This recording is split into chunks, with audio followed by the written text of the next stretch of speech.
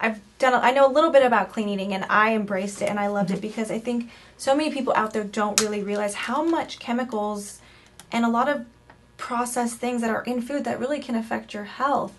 So when you meet with people and you kind of go over, well, what is affecting them or not, how do you identify, or how do you like to educate them on what's going on with them? Okay, very good question. Yeah. So first of all, I like to call them, there's trigger foods and then there's reactionary foods.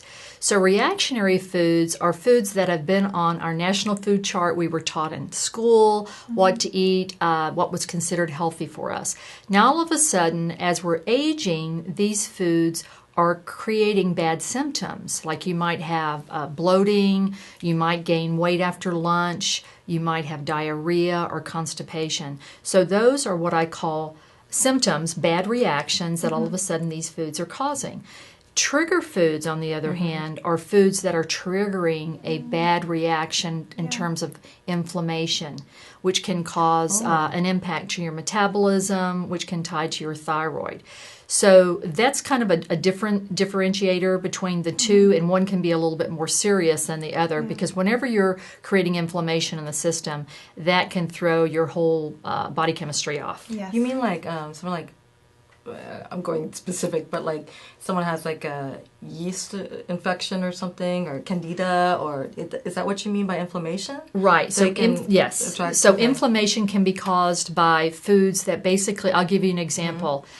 For people that have decided to go gluten, which I happen to be, that is a protein that is in wheat, barley, and rye, and your body is rejecting the protein that's in that gluten.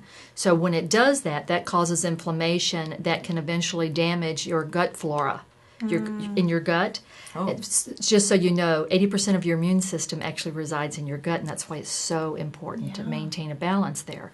So when this happens, it triggers and can affect lots of organs. It can also affect the ability to keep your organs cleansed. So that's why when we eat toxins, which toxins can come from taking medications over the years, women taking birth control,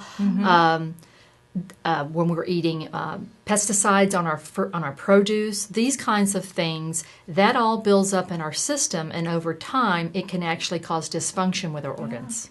So do you recommend, or what is your feeling about the gluten-free products that are out there? If someone is trying to stay away from gluten, what is your feel about the gluten-free breads and the gluten-free products? Which is, do you recommend that, or do you recommend the more of other clean eating routes?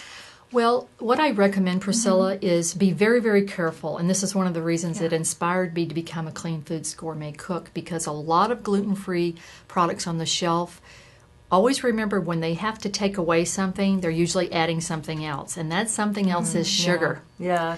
So you're eating a lot of rice, and you're eating a lot, which rice, when it passes the lips, is sugar anyway. I So didn't know that. so you have to be very careful with a lot of sugar in your body, which can inflame your system as well.